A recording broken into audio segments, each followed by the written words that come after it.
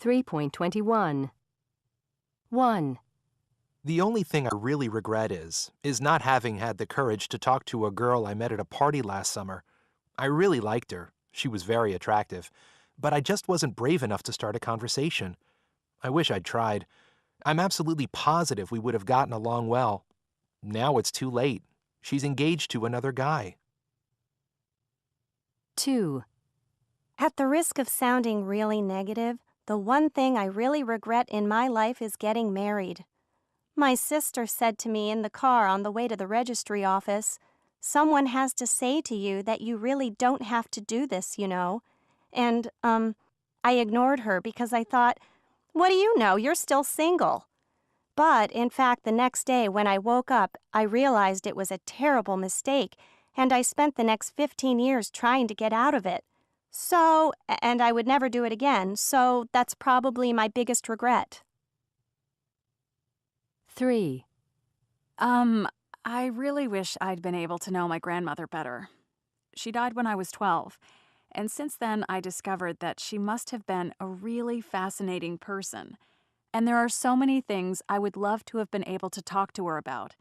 She was Polish, but she was in Russia, in St. Petersburg during the Russian Revolution, and she knew all kinds of interesting people at the time. Painters, writers, people like that. I was only a child, so I never asked her much about her own life.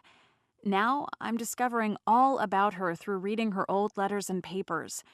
But I wish she'd lived longer so that I could have talked to her about those times face to face. 4. When I was 15, I had a weekend job, in a supermarket, stocking shelves and that kind of thing. My friend also worked there, and he persuaded me one day to help him steal a carton of cigarettes, 200 cigarettes from the stockroom. It was a crazy idea and totally out of character for me to do something like that. I'd always been very honest until then. Anyway, the store manager found where we'd hidden the cigarettes, and he called the police. So when we came to work that evening, the police were waiting for us. Although we got off with just a warning, we were only kids, the police came to my house and talked to my mom. I felt so awful.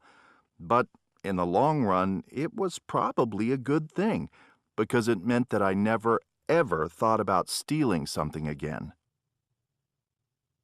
5. When I was 16, I got the chance to change schools and go to a better school to do my last 2 years. My parents were really eager for me to change schools because they thought I'd probably get better scores on the college aptitude test and have a better chance of going to college.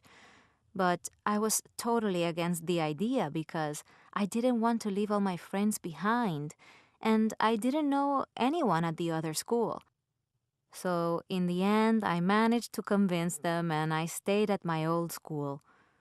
I did okay on the test, but not super well. Now I regret not listening to my parents because I think it would have been better for my future career. But at the time, I just couldn't see it.